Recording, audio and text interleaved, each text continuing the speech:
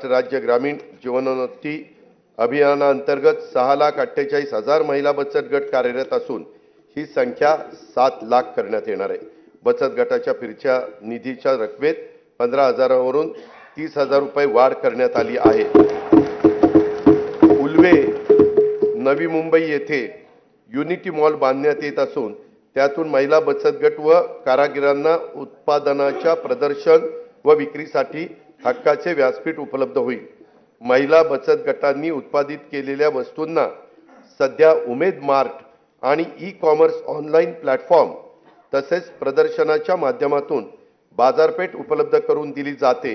याद्वारे आतापर्यंत 15 लाख महिला ह्या लखपती दीदी होण्याचा मान मिळाला असून या वर्षात 25 लाख महिलांना लखपती करण्याचं उद्दिष्ट शासनाने ठरवलेलं आहे। महिला लघु उद्योजकांसाठी या आर्थिक वर्षापासून पुण्यश्लोक अहिल्यादेवी होळकर महिला स्टार्टअप योजना सुरू करण्यात येणार आहे।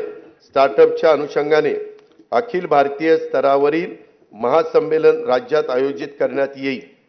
पर्यटन क्षेत्रातील महिला लघु उद्योजकांनी 15 लाख रुपयांपर्यंत घेतलेल्या कर्जावरील व्याजाचा परतावा शासनाकडून करण्यासाठी आई योजना सुरू करण्यात आली आहे।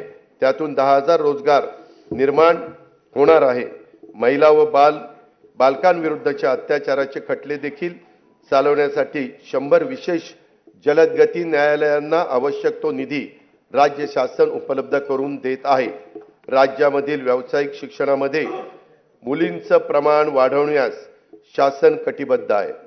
अभियांत्रिकी, वास्तुशास्त्र, औषध निर्माणशास्त्र, वैद्यकीय तसेच कृषी विषयक सर्व व्यावसायिक पदविका अभ्यासक्रमासाठी प्रवेशित 8 लाख रुपयांपर्यंतच्या वार्षिक कौटुंबिक उत्पन्न असणाऱ्या इतर मागासवर्ग तसेच आर्थिकदृष्ट्या दुर्बल घटकातील मुलींना शिक्षण शुल्क व परीक्षा शुल्कामध्ये 100% प्रतिपूर्ती करण्यात येईल। अध्यक्ष महोदय, या निर्णयाचा लाभ सुमारे 2,05,000 मुलींना होणार आहे। शैक्षणिक वर्ष 2024-25 पासून ही योजना सुरू करण्यात येणार असून सुमारे 2,000 कोटी रुपयांचा भार दरवर्षी राज्य सरकार ह्याकरता उचलणार आहे। स्वावलंबी शेतकरी संपन्न शेतकरी हे ब्रीद जपत शेतकऱ्यांना विविध पातळीवर सहाय्य करण्यासाठी शासन कटिबद्ध आहे। बी बियाणासाठी थेट अनुदान, सिंचन सुविधा, आधुनिक तंत्रज्ञानाचा वापर, शेतीपूरक उद्योगांना प्रोत्साहन, शेतमालाचे मूल्यवर्धन, शेतमाल साठवणूक, बाजारपेठेची उपलब्धता इत्यादींबाबत विविध योजना राबवण्यात येत आहे। शासनाने सन 2023-24 या आर्थिक वर्षापासून शेतकऱ्यांना आर्थिक सहाय्य करण्यासाठी नमो शेतकरी महासन्मान निधी, 1 रुपयात पीक विमा, गोपीनाथ मुंडे शेतकरी सुरक्षा सानुग्रह अनुदान अशा विविध योजना सुरू केलेल्या आहेत। शेती आणि संबंधित क्षेत्राच्या ठळक तरतुदीकडे मी आता सभागृहाचं लक्ष वेधित आहे। नैसर्गिक आपत्तीमुळे झालेल्या शेती पिकांच्या नुकसानापोटी शेतकऱ्यांना जुलै 2022 पासून 15,245 कोटी 76 लाख रुपयांची मदत करण्यात आलेली आहे। नोव्हेंबर-डिसेंबर 2023 मधील अवकाळी पावसामुळे बाधित झालेल्या 24,47,000 शेतकऱ्यांना आतापर्यंत 2,253 कोटी रुपयांची मदत देण्यात आली आहे।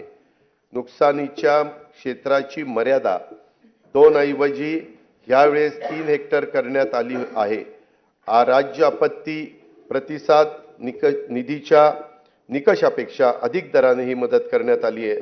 खरीप हंगाम 2023 करता राज्यातील 40 तालुक्यांमध्ये दुष्काळ तर 1021 महसूल मंडळामध्ये दुष्काळ सदृश परिस्थिती जाहीर करण्यात आली असून तिथे विविध सवलती लागू करण्यात आल्या आहेत।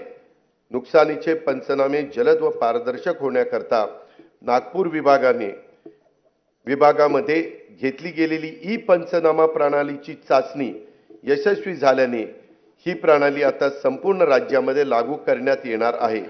नमो शेतकरी महासन्मान निधी योजनेअंतर्गत आज तागायत एकूण 92,43,000 शेतकरी कुटुंबांना 5,318 कोटी 47 लाख रुपयाचं अनुदान देण्यात आलेलं आहे। 1 रुपयात पीक विमा योजनेअंतर्गत 59,57,000 शेतकऱ्यांना 3,504 कोटी 66 लाख रुपयाची रक्कम आजपर्यंत अदा करण्यात आलेली आहे। गोपीनाथ मुंडे शेतकरी अपघात सुरक्षा सानुग्रह अनुदान योजनेअंतर्गत 2,694 शेतकरी कुटुंबांना 52 कोटी 82 लाख रुपयांचे अनुदान वाटप करण्यात आलेले आहे। महात्मा ज्योतिराव फुले शेतकरी कर्जमुक्ती योजनेअंतर्गत पीक कर्जाची नियमित परतफेड करणाऱ्या 14,33,000 शेतकऱ्यांना प्रोत्साहनपर रक्कम 5,190 कोटी रुपये अदा करण्यात आलेली आहे। उर्वरित रकमेचे वाटप देखील त्वरित त्या